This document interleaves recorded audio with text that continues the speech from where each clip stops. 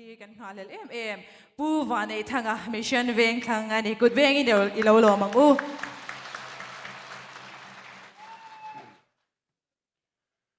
Pu chairman le kan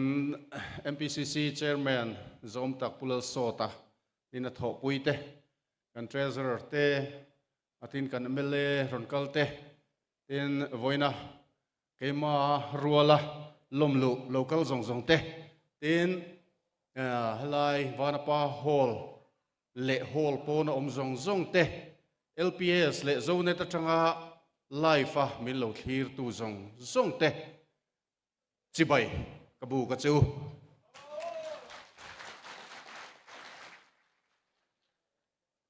voin ka thu soi tur hi ka in buat sai na sang reng khop maya ma se soi ri a thei lo an lo ti le sia ka boi zo ta vek maya ka ti phel pheng phungang ti po ka lawa IZPM viu mo kan tia tinge congress sai lu dei dona ti zona hi ka dong ne em mai ni te chuan in na message ka donga phone in min ngam tlak zual ten min zot boka a 10 page chuan a hawin min hawani congress ka lut tur hi andu to kin kan an tir phota te chuan a 10 page chu ka soi ve thei tong em kan tia o soi ve ro an tia kan soi ve ta tak thina ka lu chan tur ka hril fia thap chuan an min thap vek mai ni pakhat ma min lo pakhat ma min lo an om lo ani ka soi pui hnem ve viau to a chu wang chuan kan lu chan kan ron lu chan soi fia thei hi ka chak em to a publica vo in hi ka ngak hlel em maya a rei ka ti ni som ni kan han ti duai mai kha a reum ka ti manani ka lu chan hi zoram mi puin an fiat chuan ram siam that du tui hal mi pui ta hian min pom pui don ti ka khe chiang ani ka lu chan khe chianga min pom pui lo ani chuan ram hangai tuwa kai chuan ka chal thei lowang chu ti khop chu ania eng tinge ka soyang o ka tia huna toy box sia ka boy ruang reng khop mai nia min sia theu angin ka na ina zira ka thil ti apiang ka thil soya piang ka thuziak thlengin mi puinan hrezela ka ril ru ka ngai tu na ka vei zong mi pui hian an sia ni ti chuan kan sarkar kalphung fel lo awanga ram le mi pui te tor na hi ka vei em thina indu sak na uchuak te hi ka dowa dan lo anga contract na inpek mi pui sum tam tak luan ral na ni si heng thei ka vei em thina tin kan khrechewa kan ho tu te ti pui ni khuwa smuggler lian kan ram chen oma asam tena an uan te thlengin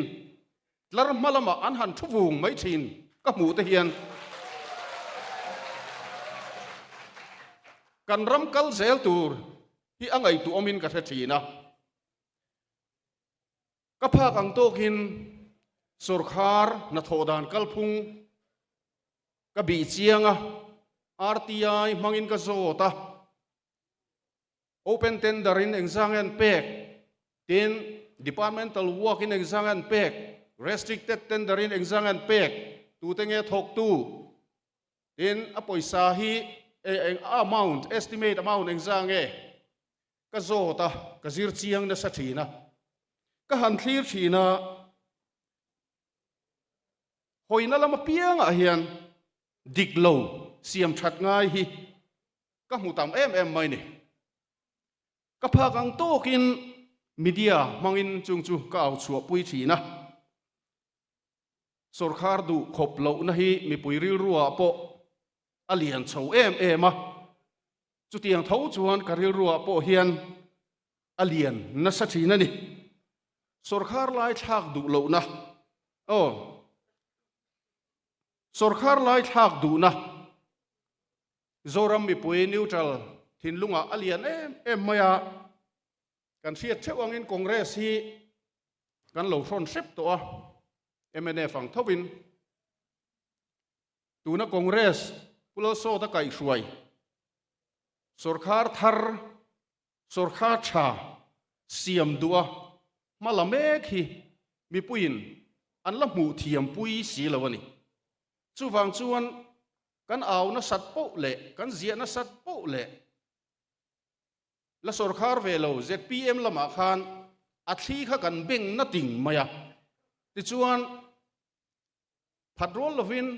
an thli kha tle na sa a lunglei municipal council in thanan la fai veka ti chuan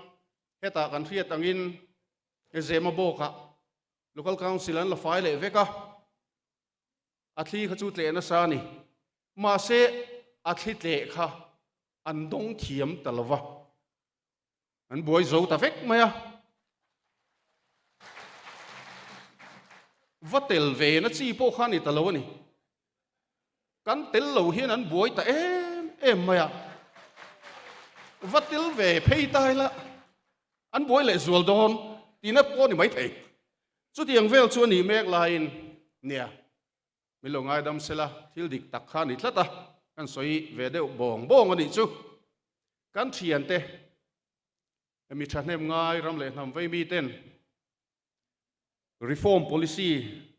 Mizoram kalphung siam that na tur reform agenda an lo duan chu ka hanzir chiang ve ta a tha hi ka ti em maya angai na ka riat si lo fia fel fai tak mai nan lo ziak diam maya phek som ni le pariat zet mai ania cha khop maya reform tur hi tamani reform ngai vek mai khan ya wangin chu phek som ni pariata po chuanin atlang pui an ziak ani chu tiang vel chu lo ni a kunun moi ne ka hanzir dun ta a ka min em ma ka zor vek ani rengot mai hei kan kal na turani heta hian kan kal turani hoi sen takin kan penang kan sia avei tu kan nia kan pen lo chuan mi ti tura kan da thiang lawang ti ngai tu na ka thin lunga hian om ngal top mai ni ti chuan in chu agenda chu zpm lama an mi hol lor tak an ho tu pa an ho tu te zinga tel an thuak bur pakhat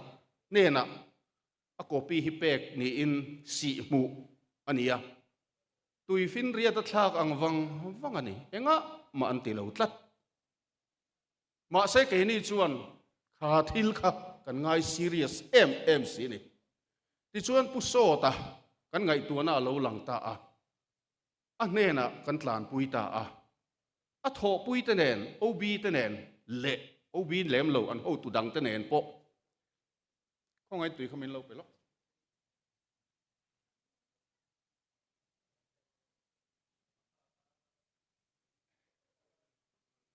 min lo ngai dam lok ula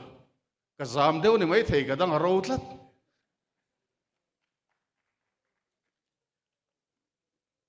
nia thu soi te hi tv ma report kan siama kan tong zo public speech le tv reporting thế jo inang mia lo ten phone na thian te ne na ti le public speech hi in ang le mia lo ka hupur ang reng khop maya in fiat fia zong in ka soi fia thiam angem ti ringot lung kham hian ka boina rei to ni ka chak box sia ka hupur box sia ole ti chuan ram siam that du tak thin lung pu so ta hena kan tlan ta a tho pui te nen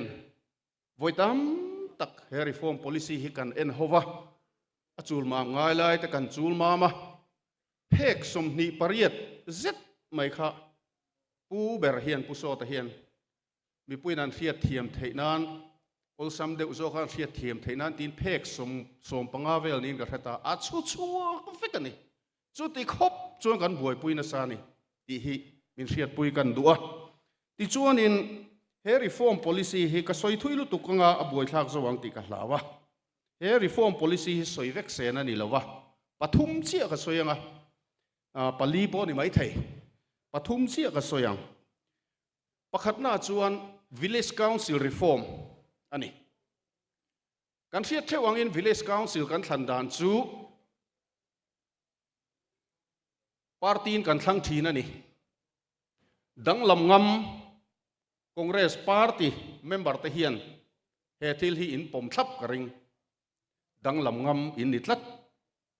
in chunga rin na ngatin hei kan ron pen chuak ania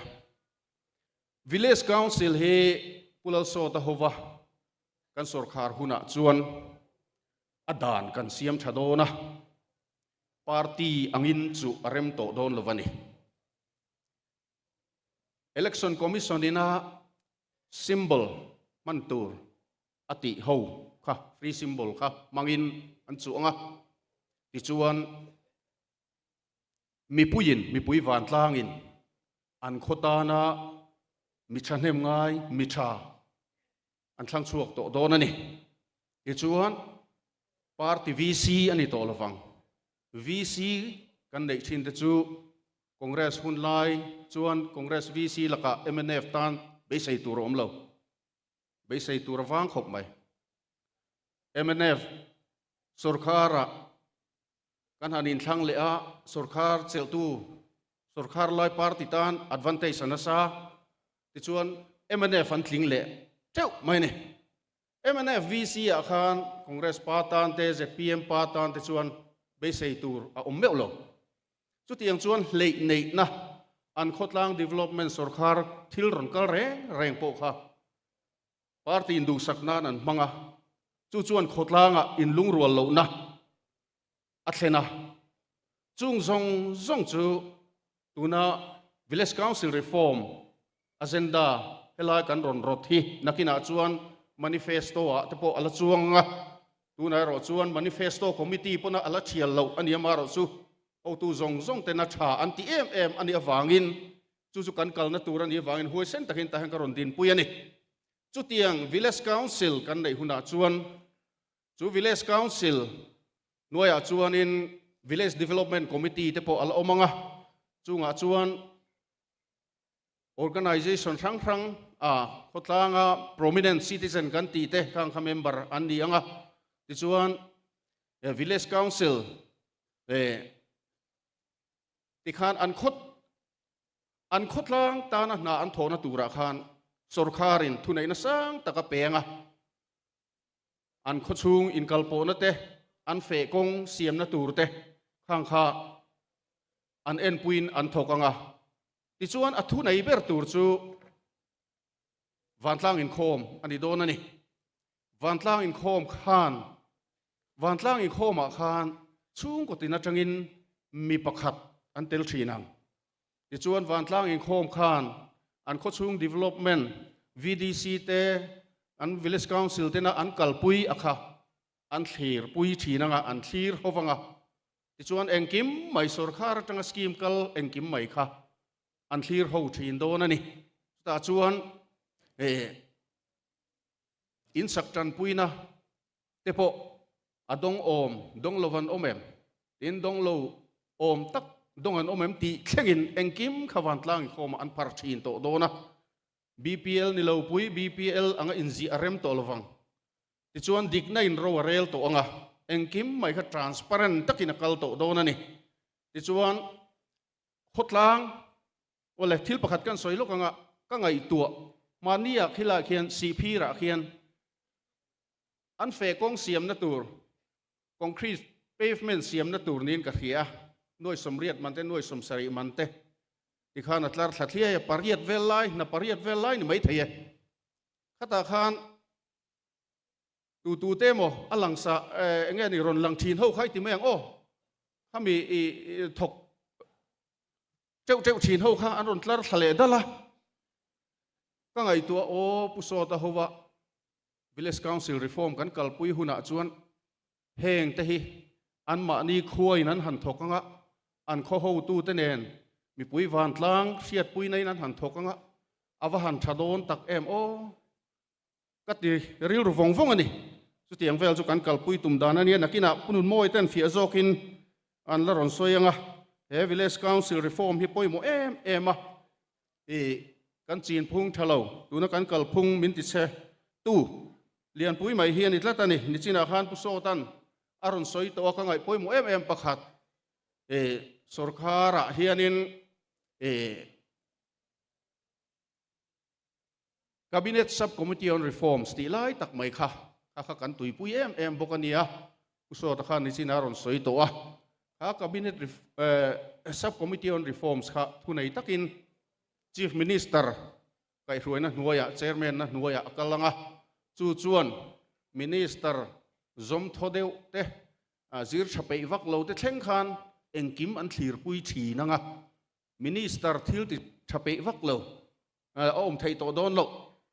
zir pe vak lo om thei to don lo ti chuan khanin na lian tham china po ahun taka an zo thei don em zo thei don lo ta se engwange ti thlengin an thlir pui thi nanga an report kha cabinet meeting an phar thin don ani chu tiang chuan tuna kan kal dana ai chuan mani se mol thana ti kha ni maya na lian pakhat lo om ta se khata khan department sang kai noi om thei ani entina tui real khumisher luibia te khuanin thunaian han tam khopa department tourism an thu khop maya fisheries an ron thu a forest department an thu boka electric department kha power siam chuan lamani wang an thu bok sia khatiang khan coordinate ngai ta thin ni khang kha coordination om lo chuan a buai thak ta thina khanga te khan tilaya cabinet subcommittee on reforms khang ho te kha a ko khomin thilom zia soi puin siam that ngai lai te an siam thanga tiang chuan an kalpui thin don ani ni soi thui ka tum lova lok ayuk ta kan nei ve mingin kan nei ve che a ti chuan a buai thak khop mai kan lok ayuk ta hi tuna hian case thui tu investigation wing pon nei lo ti chuan SCB ten han mang ve SCB la chu kan theveka sarkar hnuai oman ni chief minister ang tingen chuyang le ngai nom lo mo corruption kong khar hi zau puin tuna hang ain hong me ka nia heng te hi pu so ta howa kan sarkar huna chuan rang taka thuam that an nianga na thok thei turin thuam that an nianga ichina han pu so tan hei phei chu manifesto han in lo zia clip to le ngala min ti phur zual em ani ti kha kan soi duwa ti chuan thil pakhat atop bera kan soi du chu hei tun line NHIDCL kan rama kung an laya ti pher veng vung maya luitam takan ti chia angai angin engtika angai akal le theyang ti ngai tua tham takania boi thak takan ringot mai pi van ram chuang ite phei hi chuan trap lo chau reng mai ni khoya po han jin se khela hem pi van ram chuang yo min ka hetlat na niam o ka musual ni mai thei ole hey man zana kan soi ho hep to pu so ta hian min ko khoma environment vei ho te chuta chuan thil sa tak kan soi ni kan environment hi kan ti chena sa ema dan kan zom lo awangin ti hian zoram hun tina kong pui lai ania spoil beng siam mu mal om si lo ti khan tuna hang kan boina sa ema boi thak takani heta hianin khotina BC engene biodiversity management committee hidin tur ania chu mi khai khom tu chu biodiversity board state biodiversity board a omani hei hi NGT ho kut ke tu nia National Green Tribunal kut ke tu ran nia Mizoram a hianin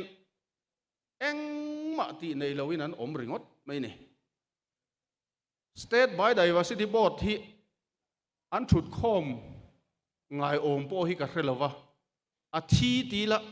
an soi sual tam lo mai thei ni hei hi kan tinung don ani om zenein he state biodiversity board hi kan kalpuyanga ti chuan Biodiversity Management Committee dan nuaya din thunei tak khotina omzenei kan dinanga an thunei na sang ema tuna NHID selan an dua an khot ram chunga leivung an ron chua thiltam tak an ron ti cheringot tahi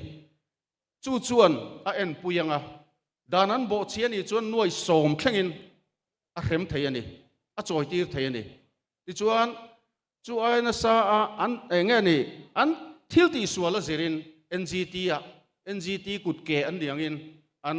report anga an complain anga chu tiang chuan an chunga action la kan thin don ani he committee poimo lu tu khituna hian omzenei lovin akal meka he Mizoram a hian khotam taka tuna hianin ka thian pain mi ron thonan nizan khan kalokeng talowa kho zariat chuanga hianin chumi biodiversity management committee chu ding angin record kan neya ma se khotina hian vakal ula chu tiang committee chu in an MT la an hriai chun tlem ngotang chu tiang khop chuan tuna hen bangbo takin kan meka heng zong siam thatna tur hian usota hovin ka han pen tak takanga kan ban pha ka hian sarkar tha a oma chumi ban tur chuan keini ve mai ron lu thian engma kan ti theilo mi pui in kan ti theini kan tran rual chuan sarkar tha kan nei theiani ti hi voina hian ur takin ka soi du ni kalome